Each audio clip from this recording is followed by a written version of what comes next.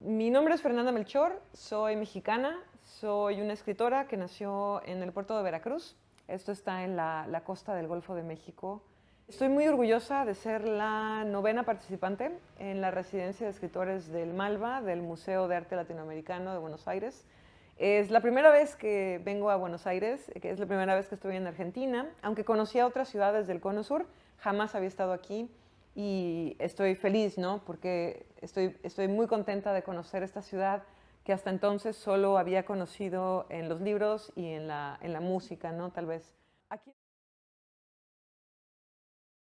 les diría que mis novelas son historias que al mismo tiempo fascinan y horrorizan y que tienen una relación muy profunda con la realidad, pero al mismo tiempo son solo espejismos de lo que está sucediendo actualmente en México, ¿no? Al final son productos de la imaginación destinados a que el lector pueda conectarse, ¿no? Sensiblemente con un mundo que a lo mejor no está al alcance de ellos, pero que finalmente existe, ¿no?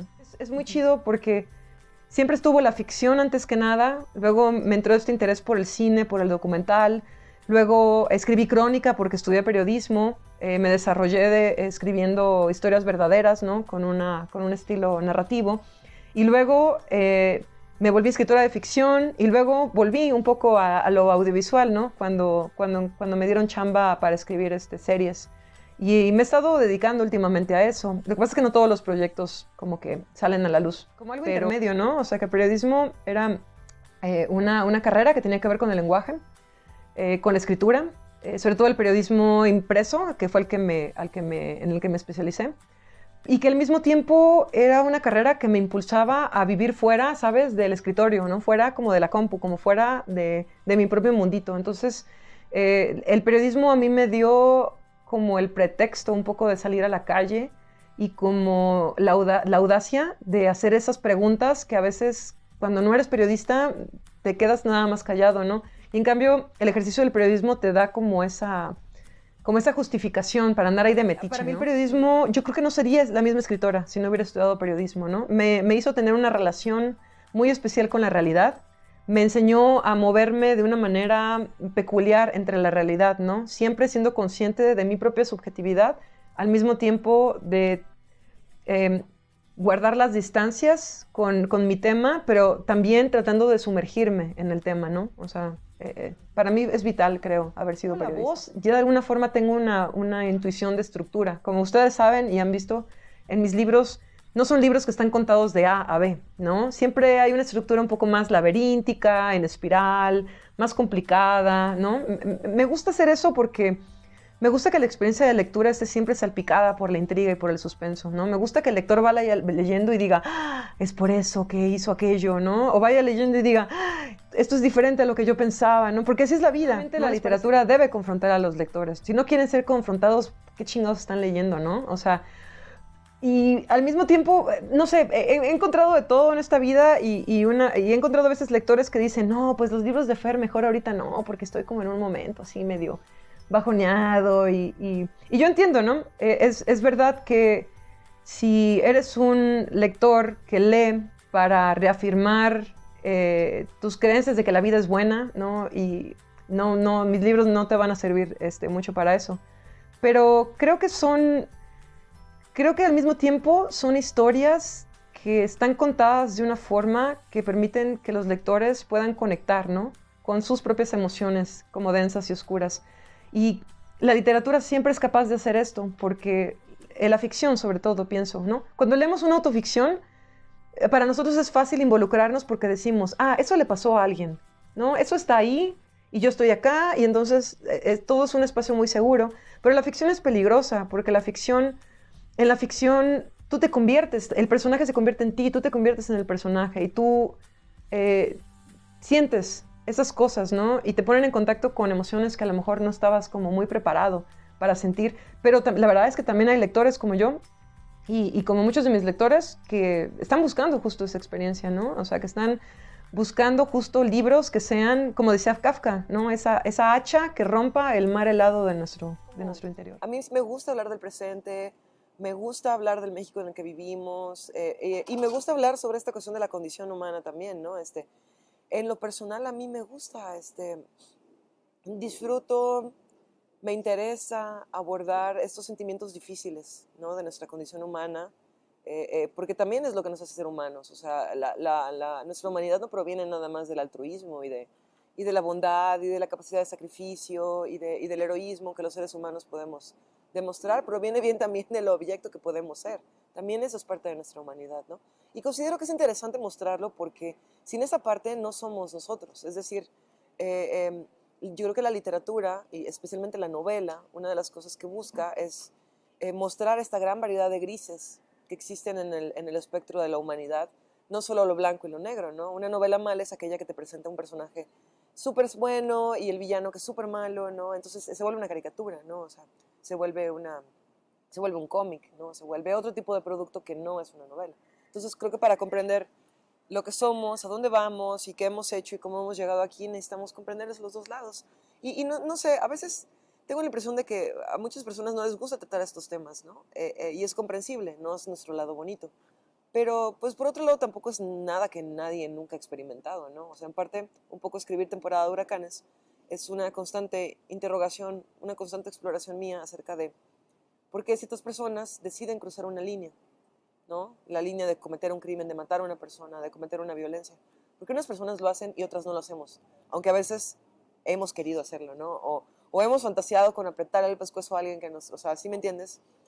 Entonces, hay que ver, ¿no? ¿Qué sucede ahí? ¿No? O sea, ¿qué propicia en la vida de una persona que eso suceda? ¿Qué propicia en el entorno, ¿no? Que esto suceda. O sea, me parece muy interesante y digno de ser como también inquietud. Cuando empecé a escribir la novela, yo creo que lo primero que siempre me interesa de escribir una novela es una historia. Y la anécdota casi siempre es como un detonante, ¿no? O sea, algo pasa, hay esta situación, y luego lo que me interesa son los personajes, ¿no? Y dentro de que la literatura es como una trinchera, ¿no? De combate, en ese sentido. Y lo que yo quería hacer con Temporada fue... la novela empieza con un epígrafe, con un poema de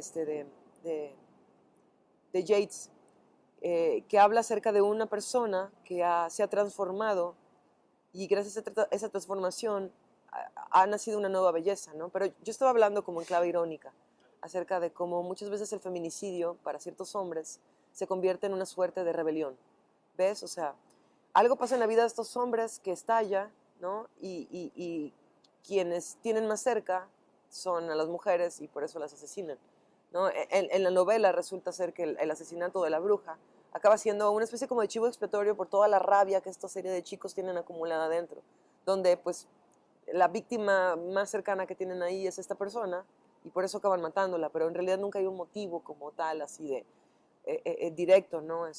Y yo quería jugar con eso, ¿no? Yo quería hablar de esa situación y quería mostrar cómo un crimen como ese puede suceder en nuestro país sin que haya ninguna consecuencia, sin que nada suceda, sin que todo siga igual, ¿no? O sea, con que todo siga igual.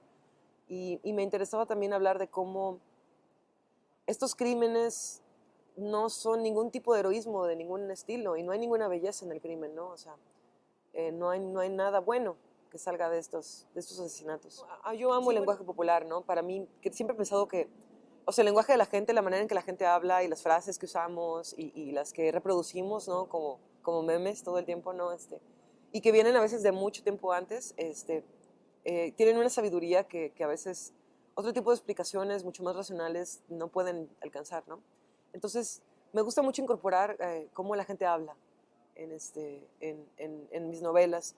Y me interesa también como usar un lenguaje popular, yo diría incluso vulgar, porque me interesa que mis personajes puedan construir su mundo y su percepción de sí mismos y de lo que les rodea a través de sus propias palabras, ¿no? O sea, cuando yo decidí escribir esta novela, yo quería, me costó mucho trabajo encontrar un narrador que pudiera como combinar esto, porque sí quería tener un narrador omnisciente, porque tiene muchas ventajas tener un narrador que está por encima de todo, que lo puede ver como desde cierta distancia y cierta altura, pero al mismo tiempo no quería dedicar nada más, no quería nada más tener un narrador que lo viera todo desde arriba, sobre todo porque mis personajes viven situaciones ¿cómo decirlo?, de marginalidad muy, muy cañonas. Entonces, yo no quería ser el escritor que escribe desde arriba acerca de estos personajes.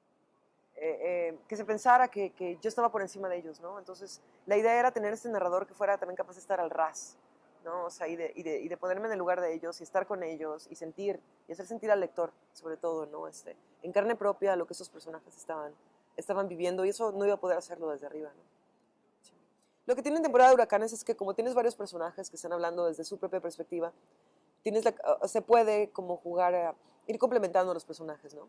Lo que al principio, por ejemplo, se presenta a Luismi, ¿no? Por ejemplo, uno de los personajes como un güey irresponsable, un desgraciado que ha roto la armonía familiar, ¿no? En un tercer capítulo se le presenta como un cuate que solo quiere drogarse, por ejemplo, porque es tanto su sufrimiento que prefiere ya mejor prefiere no sentir a sufrir, ¿no?